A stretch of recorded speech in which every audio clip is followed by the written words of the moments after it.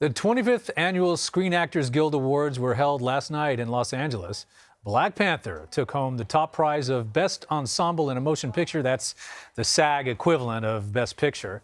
Unlike other award shows where an academy determines the winner, it's the actors themselves who vote for their peers in the SAG Awards. Here's what Chadwick Boseman had to say as he accepted Black Panther's award. To be young, gifted, and black, we all know what it's like to be told that there is not a place for you to be featured, yet you are young, gifted, and black. We know what it's like to be told to say there's not a screen for you to be featured on, a stage for you to be featured on. We know what it's like to be the tail and not the head. For more highlights from last night, let's bring in Nischelle Turner. She's a co-host for Entertainment Tonight. Nischelle, we have to start with Black Panther. How important was it for that movie to be recognized with this award? Well, immensely important, Don. I mean, it was a big night. It's the big award. At the end of the night, it's actors honoring other actors. So for this movie to win and for the entertainment community to say, we see you and we applaud you and job well done, I mean, it says a lot. And Chadwick Boseman talked about it last night. He said, to be young, gifted, and black, they came to work every day with that weight on their shoulders, with a little bit of a chip on their shoulders to prove everyone wrong, because they knew that there was a lot of talk and skepticism. Could a movie like this, that was a superhero movie that had an all-black cast, could it do as well? Could it break through? And yes, it has. It's in the conversation. It's one of the best films of the year. And like he said, you can't have a Black Panther now without a 2 on the end. So I do think that now the conversation changes going forward when studios are asking, can they greenlight a movie like this? And it was so much more than a superhero movie. But absolutely. Is there a curse involved here? Does that make it less of a long shot for Best Picture at the Oscars now?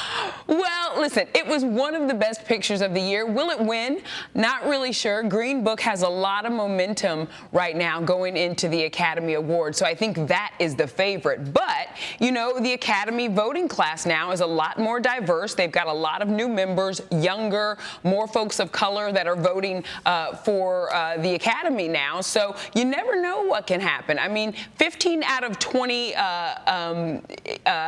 usually 15 out of 20 of the people who win the Screen Actors Guild Award go on to win an Academy Award. So the odds are pretty good. Yeah. You never know what'll happen. I don't know. I watched BlacKkKlansman over the weekend, and I think that was a phenomenal movie. Top three of the year for me. Well done.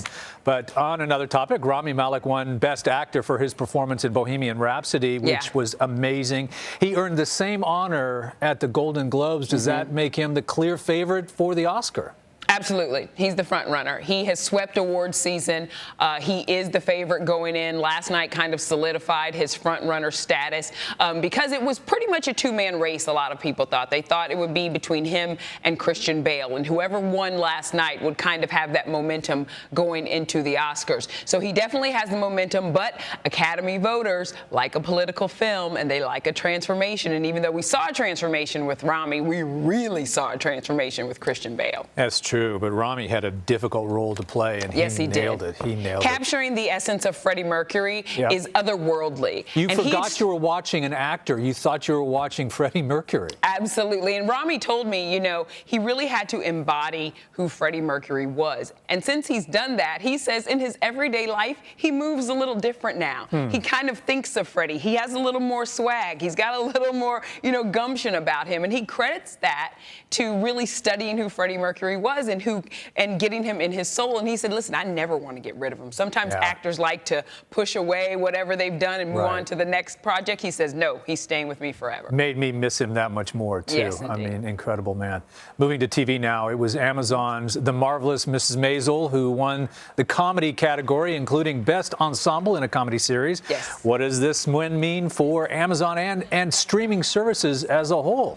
Well, that's a good question. First of all, The Marvelous Mrs. Maisel is my favorite television or streaming or whatever it's doing. Yeah. It's my favorite thing that's out there right now. It's so good, so funny, so witty, so fast moving. It's just a really, really great show. And I think what it's showing is that these streaming services aren't pulling any punches with the networks. They're going after the good stuff. They're taking risks. They're green-lighting projects that sometimes the networks think, can that work? Because if you think of the premise of The Marvelous Mrs. Maisel, it's about this lady in the 50s whose husband leaves her, and she kind of embarks on this stand-up comedy career. Sometimes networks think that's a little out of the box for them because they can be a little tunnel vision sometimes. But streaming services, you get to take a chance.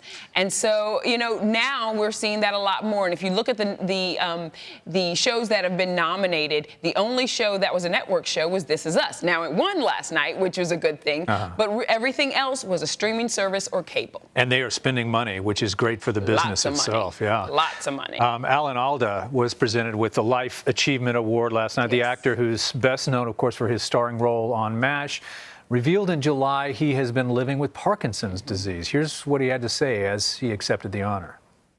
It may never have been more urgent to see the world through another person's eyes.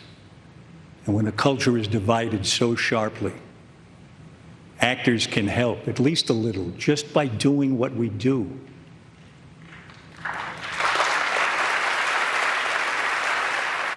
Nischelle, how did that speech resonate with the actors in the audience? Well, it went over really well. I mean, Alda had the attention of everybody in the room. He is a legend. He deserved that Lifetime Achievement Award. And one of the things that he was speaking to, and I talked to him after the show backstage as well, was that, you know, there's a couple things that can unite people.